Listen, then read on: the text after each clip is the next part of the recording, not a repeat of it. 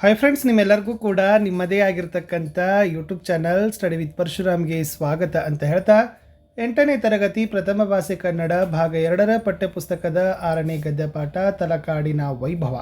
So ಈ ಪಾಠದ ಅಭ್ಯಾಸ ಪ್ರಶ್ನೋತ್ತರಗಳನ್ನು ನೋಡೋಣ. ವಿಡಿಯೋದ ಡಿಸ್ಕ್ರಿಪ್ಷನ್ ಬಾಕ್ಸ್ನಲ್ಲಿ ನಾನು ಏಡ್ದಲ್ಲಿ ಆಗ್ತಕ್ಕಂಥ ಎಲ್ಲ ವಿಷಯಗಳ ಪ್ರಶ್ನೋತ್ತರಗಳ ಪ್ಲೇಲಿಸ್ಟ್ ಲಿಂಕ್ ಇದ್ದಾವೆ ಸಬ್ಜೆಕ್ಟ್ ವೈಸು. ಅವುಗಳನ್ನು ಸಹಿತ ನೋಡಿ. LBAಗಳನ್ನು ಹಾಕ್ತಾ ಇದ್ದೀವಿ. FA ಎಕ್ಸಾಮ್ ಪ್ರಶ್ನೆ ಪತ್ರಿಕೆಗಳು ಸಹಿತ ನಿಮಗೆ ಕೊಡ್ತಾ ಇದ್ದಾರೆ. ಸೊ ಲೈಕ್, ಶೇರ್ ಮತ್ತು ಸಬ್ಸ್ಕ್ರೈಬ್ ಮಾಡೋದನ್ನು ಮಾತ್ರ ಮರೆಯದಿರಿ ಅಂತ ಹೇಳ್ತಾ ಈ ವಿಡಿಯೋನ ಪ್ರಾರಂಭಿಸ್ತೀನಿ. ಅಭ್ಯಾಸ ಮುಖ್ಯ ಪ್ರಶ್ನೆ ಅ, ಕೊಟ್ಟಿರೋ ಪ್ರಶ್ನೆಗಳಿಗೆ ಒಂದು ವಾಕ್ಯದಲ್ಲಿ ಉತ್ತರಿಸಿ. ಮೊದಲ ಪ್ರಶ್ನೆ, ಲೇಖಕರು ಪ್ರವಾಸದ ವಿವರವನ್ನು ಬರೆಯಲು ಆರಂಭಿಸಿದ್ದು ಎಲ್ಲಿ? ಉತ್ತರ, ಲೇಖಕರು ಶಿವನ ಸಮುದ್ರದ ನಿಲ್ಕನೆಯಲ್ಲಿ ಪ್ರವಾಸದ ವಿವರವನ್ನು ಬರೆಯಲು ಆರಂಭಿಸಿದರು. ಎರಡನೇ ಪ್ರಶ್ನೆ, ಗಂಗರ ಮೊದಲ ರಾಜಧಾನಿ ಯಾವುದು? ಉತ್ತರ, ಗಂಗರ ಮೊದಲ ರಾಜಧಾನಿ ಕೋಲಾರ. ಪ್ರಶ್ನೆ 3, ರಾಯ ಅನ್ನ ಎಂದು ಯಾರನ್ನು ಕರೆಯುತ್ತಿದ್ದರು? ಉತ್ತರ, ಜನರು ಚಾವುಂಡರಾಯನನ್ನು ರಾಯ ಅನ್ನ ಎಂದೇ ಕರೆಯುತ್ತಿದ್ದರು. ಪ್ರಶ್ನೆ 4, ಚಾವುಂಡರಾಯ ಕನ್ನಡಕ್ಕೆ ಕೊಟ್ಟ ಕಾಣಿಕೆ ಏನು? ಉತ್ತರ, ಸ್ವತಃ ಕವಿಯಾದ ಚಾವುಂಡರಾಯನು ಕನ್ನಡಕ್ಕೆ ಕೊಟ್ಟ ಕಾಣಿಕೆ ಎಂದರೆ ಚಾವುಂಡರಾಯ ಪುರಾಣ ಎಂಬ ಹೆಸರಿನ 63 ಪುಣ್ಯ ಪುರುಷರ ಚರಿತ್ರೆ. ಪ್ರಶ್ನೆ 5, ವಿಷ್ಣುವರ್ಧನ ವೀರನಾರಾಯಣ ದೇಗುಲವನ್ನು ಕಟ್ಟಿಸಲು ಕಾರಣವೇನು? ಉತ್ತರ, ವಿಕ್ರಮಚೋಳನ ಸೇನಾನಿ ಆದಿಯಮನನ್ನು ಮನೆಗೆ ಕಳುಹಿಸಿ ಹೊಯ್ಸಳರ ಕನ್ನಡ ಬಾವುಟ ಹಾರಿಸಿ ಗೆಲುವಿನ ಸ್ಮಾರಕವಾಗಿ ತಲಕಾಡಿನ ನೆಲದ ಮೇಲೆ ವಿಷ್ಣುವರ್ಧನನು ವೀರನಾರಾಯಣ ದೇಗುಲವನ್ನು ಕಟ್ಟಿಸಿದನು. 6ನೇ ಪ್ರಶ್ನೆ, ರಾಷ್ಟ್ರದ ಚಾರಿತ್ರ್ಯದ ಹೆಗ್ಗುರುತು ಯಾವುದು? ಉತ್ತರ, ರಾಷ್ಟ್ರದ ಚಾರಿತ್ರ್ಯದ ಹೆಗ್ಗುರುತು ನಮ್ಮ ದೇಗುಲಗಳು. ಮುಖ್ಯ ಪ್ರಶ್ನೆ ಅ, ಕೊಟ್ಟಿರೋ ಪ್ರಶ್ನೆಗಳಿಗೆ 2-3 ವಾಕ್ಯಗಳಲ್ಲಿ ಉತ್ತರಿಸಿರಿ. ಮೊದಲ ಪ್ರಶ್ನೆ, ಶಿವನ ಸಮುದ್ರದಲ್ಲಿ ಸುಬ್ರಹ್ಮಣ್ಯ ಮಾಡಿದ ವ್ಯವಸ್ಥೆಗಳಾವುವು? ಉತ್ತರ, ಶಿವನ ಸಮುದ್ರದ ನಿಲ್ಕನೆಯ ನೌಕರರಾದ ಸುಬ್ರಹ್ಮಣ್ಯಂ ಅವರು ನಿಲ್ಕನೆಯ ಬಾಗಿಲ ಬಳಿ ನಿಂತು ಲೇಖಕರನ್ನು ವಿಶ್ವಾಸದಿಂದ ಸ್ವಾಗತಿಸಿದರು. ನಿಲ್ಕನೆಯನ್ನು ಕೂಡಲೇ ಖಾಲಿ ಮಾಡಿಸಿದರು. ಹಾಸಿಗೆ ಹಾಸಿಕೊಟ್ಟರು. ಊಟ ಉಪಚಾರದ ಬಗೆಗೆ ಕೇಳಿದರು. ಕೊನೆಗೆ ಹೋಗುವಾಗ ಗುಡ್ ನೈಟ್ ಎಂದು ಕೂಡ ಹೇಳಿ ಹೋದರು. ಪ್ರಶ್ನೆ 2, ಚಾವುಂಡರಾಯ ಯಾರು? ಆತನ ವಿಶೇಷತೆ ಏನು? ಉತ್ತರ, ಚಾವುಂಡರಾಯನು ತಲಕಾಡಿನ ಗಂಗವಂಶದ ದೊರೆಗಳಾದ ಮಾರಸಿಂಹ, ರಾಚಮಲ್ಲ, ರಕ್ಕಸಗಂಗರ ಮಂತ್ರಿಯಾಗಿದ್ದನು. ಜನರು ಚಾವುಂಡರಾಯನನ್ನು ರಾಯ ಅನ್ನ ಎಂದು ಕರೆಯುತ್ತಿದ್ದರು.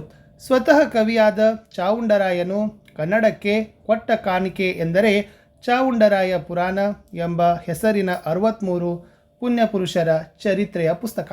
ಮುಂದಿನ ಪ್ರಶ್ನೆ 3, ಚೋಳರ ಸಾಧನೆ ಏನು? ಉತ್ತರ, ಚೋಳರು ತಲಕಾಡಿಗೆ ಬಂದು ಗುಡಿ ಗೋಪುರಗಳನ್ನು ಕಟ್ಟಿಸಿದರು. ರಾಜೇಶ್ವರ, ವೈಕುಂಠನಾರಾಯಣ, ಮರುಳೇಶ್ವರ, ಪಾತಾಳೇಶ್ವರ, ವೈದ್ಯೇಶ್ವರ ಗುಡಿಗಳನ್ನು ಕಟ್ಟಿಸಿದರು ಅಂತ ಬರೆದ್ರೆ ಸಾಕು. ಮುಖ್ಯ ಪ್ರಶ್ನೆ ಈ, ಕೊಟ್ಟಿರೋ ಪ್ರಶ್ನೆಗಳಿಗೆ 4-5 ವಾಕ್ಯಗಳಲ್ಲಿ ಉತ್ತರಗಳನ್ನು ಬರೀಬೇಕು. ಮೊದಲ ಪ್ರಶ್ನೆ, ವೈದ್ಯೇಶ್ವರ ದೇವಾಲಯದ ನಿರ್ಮಾಣದ ಕಾಲ ನಿರ್ಣಯಕ್ಕೆ ಸಹಕಾರಿಯಾಗುವ ಅಂಶಗಳಾವುವು? ವಿವರಿಸಿರಿ. ಉತ್ತರ, ವೈದ್ಯೇಶ್ವರ ದೇವಾಲಯದ ರಚನೆಯ ಕಾಲವು ನಿಶ್ಚಿತವಾಗಿ ತಿಳಿಯಬಾರದಿದ್ದರೂ ಈಗ ಸಿಕ್ಕಿರುವ ಆಧಾರಗಳ ಅನ್ವಯ ಇದರ ಕಾಲವನ್ನು 13ನೇ ಶತಮಾನದ ಪೂರ್ವಕ್ಕೆ ತಂದಿರುವರು. ದೇವಾಲಯದ ಹೊರವಲಯದಲ್ಲಿ ಇರುವ ಕಲಶಗಳು, ಗರ್ಭಗುಡಿಯ ಗೋಪುರವು, ಶಿಲ್ಪದ ನಿರ್ಮಾಣದಲ್ಲಿ ತೋರಿರುವ ಕೆಲವು ವಿಶಿಷ್ಟ ರೂಪಗಳು, ಕಟ್ಟಡಕ್ಕೆ ಉಪಯೋಗಿಸಿರುವ ಸಾಮಗ್ರಿಯು ಈ ಕಾಲವನ್ನು ನಿರ್ದೇಶಿಸುವವು.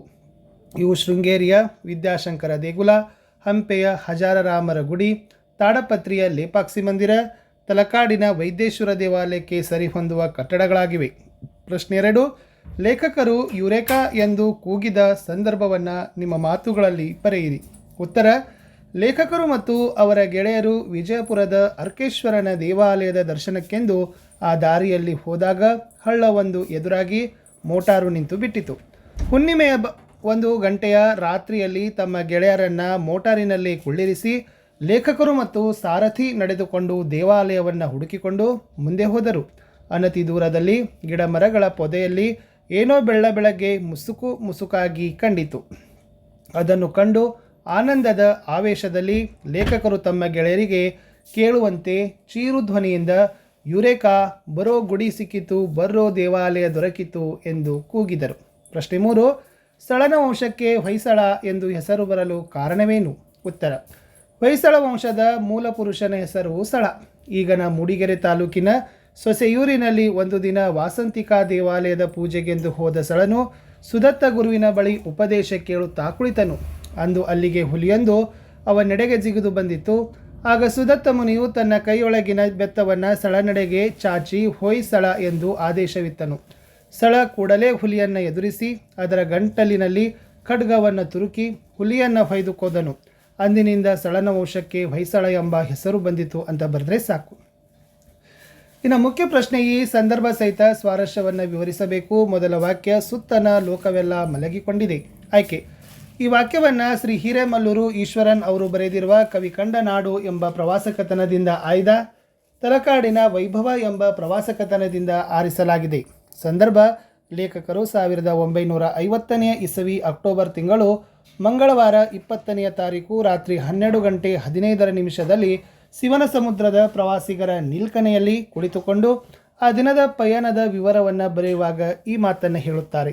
ಸ್ವಾರಸ್ಯ, ತಾವು ದಿನಚರಿ ಬರೆಯತೊಡಗಿದ ಸಮಯದಲ್ಲಿ ರಾತ್ರಿಯ ನೀರವ ಮೌನ ಆವರಿಸಿತ್ತು ಎನ್ನುವುದನ್ನು ಲೇಖಕರು ಈ ಮಾತಿನ ಮೂಲಕ ಬಹು ಸ್ವಾರಸ್ಯಪೂರ್ಣವಾಗಿ ವರ್ಣಿಸಿದ್ದಾರೆ. ಪ್ರಶ್ನೆ 2, ಅದು ಕಲಾಶ್ರೀ ವಿಹರಿಸುವ ನಂದನವನ ಅಂತ ಇತ್ತು. ಆಯ್ಕೆ, ಈ ವಾಕ್ಯವನ್ನು ಶ್ರೀ ಹಿರೇಮಲ್ಲೂರು ಈಶ್ವರನ್ ಅವರು ಬರೆದಿರುವ ಕವಿ ಕಂಡ ನಾಡು ಎಂಬ ಪ್ರವಾಸಕಥನದಿಂದ ಆಯ್ದ ತಲಕಾಡಿನ ವೈಭವ ಎಂಬ ಪ್ರವಾಸಕಥನದಿಂದ ಆರಿಸಲಾಗಿದೆ. ಸಂದರ್ಭ, 10ನೇ ಶತಮಾನದ ಕೊನೆಯ ಭಾಗದಲ್ಲಿ ಮುದಓಳಿಲಿಂದ ರನ್ನನು ತಂದೆ ತಾಯಿಯರಿಗೆ ಹೇಳದೆ ಬಳೆ ಮಾರುವ ಉದ್ಯಮವನ್ನು ಕೃಷ್ಣಾ ತೀರದ ಮಳಲಿನಲ್ಲಿ ಮುಚ್ಚಿಟ್ಟು ತಲಕಾಡಿಗೆ ಬಂದ. ಹಾಗೆ ಬರಲು ಕಾರಣ ಇಲ್ಲಿನ ಮಣ್ಣಿನಲ್ಲಿದ್ದ ಕಲಾಪೋಷಕರಾದ ಚಾವುಂಡರಾಯ ಮತ್ತು ಅತ್ತಿಮಬ್ಬೆ ಎಂದು ಲೇಖಕರು ಹೇಳುವಾಗ ಈ ಮಾತು ಬಂದಿದೆ. ಸ್ವಾರಸ್ಯ, ಅಂದಿನ ಕಾಲಕ್ಕೆ ತಲಕಾಡು ಕಲಾವಿದರಿಗೆ ಆಶ್ರಯತಾಣವಾಗಿತ್ತು ಎನ್ನುವುದನ್ನು ಲೇಖಕರು ಈ ಮಾತಿನ ಮೂಲಕ ಬಹು ಸ್ವಾರಸ್ಯಕರವಾಗಿ ವರ್ಣಿಸಿದ್ದಾರೆ ಅಂತ ಬರೆದ್ರೆ ಸಾಕು. 3ನೇ ವಾಕ್ಯ, ಮೋಟಾರು ಓಡಲೊಲ್ಲದು ಸಾರಥಿ ನಿಲ್ಲಿಸಲಾರನು. ಆಯ್ಕೆ, ಈ ವಾಕ್ಯವನ್ನು ಶ್ರೀ ಹಿರೇಮಲ್ಲೂರು ಈಶ್ವರನ್ ಅವರು ಬರೆದಿರುವ ಕವಿ ಕಂಡ ನಾಡು ಎಂಬ ಪ್ರವಾಸಕಥನದಿಂದ ಆಯ್ದ ತಲಕಾಡಿನ ವೈಭವ ಎಂಬ ಪ್ರವಾಸಕಥನದಿಂದ ಆರಿಸಲಾಗಿದೆ. ಸಂದರ್ಭ, ಲೇಖಕರು ಮತ್ತು ಅವರ ಗೆಳೆಯರು ವಿಜಯಪುರದ ಆರ್ಕೇಶ್ವರ ದೇವಾಲಯದ ದರ್ಶನ ಮಾಡದಿದ್ದರೆ ತಲಕಾಡಿನ ಪಂಚಲಿಂಗ ದರ್ಶನ ಪೂರ್ಣಗೊಳ್ಳೋದಿಲ್ಲ ಎಂದು ನಂಬಿ ಆ ದಾರಿಯಲ್ಲಿ ಹೋದಾಗ ದಾರಿಯ ಕೊರಕಲಿನಲ್ಲಿ ಮೋಟಾರು ಸಿಗಲಾರದೆ ಹೋಗುತ್ತಿದ್ದಾಗ ಈ ಮಾತನ್ನು ಲೇಖಕರು ಹೇಳ್ತಾರೆ.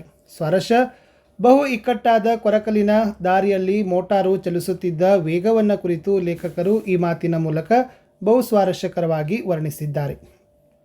ಇನ್ನು ಬರೋ ಗುಡಿ ಸಿಕ್ಕಿತು, ಬರೋ ದೇವಾಲಯ ದೊರಕಿತ್ತು. ಆಯ್ಕೆ, ಈ ವಾಕ್ಯವನ್ನು ಶ್ರೀ ಹಿರೇಮಲ್ಲೂರು ಈಶ್ವರನ್ ಅವರು ಬರೆದಿರುವ ಕವಿ ಕಂಡ ನಾಡು ಎಂಬ ಪ್ರವಾಸಕಥನದಿಂದ ಆಯ್ದ ತಲಕಾಡಿನ ವೈಭವ ಎಂಬ ಪ್ರವಾಸಕಥನದಿಂದ ಆರಿಸಲಾಗಿದೆ. ಸಂದರ್ಭ, ಹುಣ್ಣಿಮೆಯ ರಾತ್ರಿಯಲ್ಲಿ ಲೇಖಕರು ಮತ್ತು ಸಾರಥಿ ನಡೆದುಕೊಂಡು ವಿಜಯಪುರದ ಆರ್ಕೇಶ್ವರ ದೇವಾಲಯವನ್ನು ಹುಡುಕಿಕೊಂಡು ಹೊರಟರು. ಅನತಿ ದೂರದಲ್ಲಿ ಗಿಡಮರಗಳ ಪೊದೆಯಲ್ಲಿ ಏನೋ ಬೆಳಗ್ಗೆ ಮುಸುಕಾಗಿ ಕಂಡಾಗ ಆನಂದದ ಆವೇಶದಲ್ಲಿ ಲೇಖಕರು ತಮ್ಮ ಗೆಳೆಯರಿಗೆ ಕೇಳುವಂತೆ ಚೀರುಧ್ವನಿಯಿಂದ ಈ ಮಾತನ್ನು ಹೇಳಿಕೊಳ್ಳುತ್ತಾರೆ. ಸ್ವಾರಸ್ಯ, ಮಧ್ಯರಾತ್ರಿಯಲ್ಲಿ ವಿಜಯಪುರದ ಆರ್ಕೇಶ್ವರನ ದೇವಾಲಯವನ್ನು ಕಂಡು ಹಿಡಿದ ಲೇಖಕರ ಆನಂದ ಈ ಮಾತಿನಲ್ಲಿ ಬಹು ಸ್ವಾರಸ್ಯಪೂರ್ಣವಾಗಿ ಅಭಿವ್ಯಕ್ತಗೊಂಡಿದೆ ಅಂತ ಬರೆದ್ರೆ ಸಾಕು. ಇನ್ನು ಗುಂಪಿಗೆ ಸೇರದ ಪದ ಆರಿಸಿ ಬರೀಬೇಕು. ಮೊದಲನೇದು ಸಾಹಿತ್ಯಾವಲೋಕನ, ಭಕ್ತಿ Bhandari Basavanna, Hiremallur, Vachana Dharmasara. So the right answer is Hiremallur. ಎರಡನೇದು ಮಾರಸಿಂಹ, ಚಾವುಂಡರಾಯ, ರಾಚಮಲ್ಲ, ರಕ್ಕಸಗಂಗಾ. ಸರಿಯಾದ ಉತ್ತರ ಚಾವುಂಡರಾಯ. ರಾಜೇಶ್ವರ, ಮರಳೇಶ್ವರ, ಮಹಾಲಿಂಗೇಶ್ವರ, ಪಾತಾಳೇಶ್ವರ. ಉತ್ತರ ಮಹಾಲಿಂಗೇಶ್ವರ. ಲಾಸ್ಟ್ ಪ್ರಶ್ನೆ, ಮುಚ್ಚಿಟ್ಟು ಹಾಡುತ್ತಿರುವ ಉದ್ಯಮವನ್ನು ಬಾನಿ ನಡೆ. ಉತ್ತರ ಉದ್ಯಮವನ್ನು. ಇಷ್ಟಿತ್ತು ಈ ಒಂದು ಪಾಠದ ಪ್ರಶ್ನೋತ್ತರಗಳಂತ ಹೇಳ್ತಾ ಸಿಗ್ತೀನಿ ಹೊಸ ವಿಡಿಯೋದಲ್ಲಿ. ಬಾಯ್.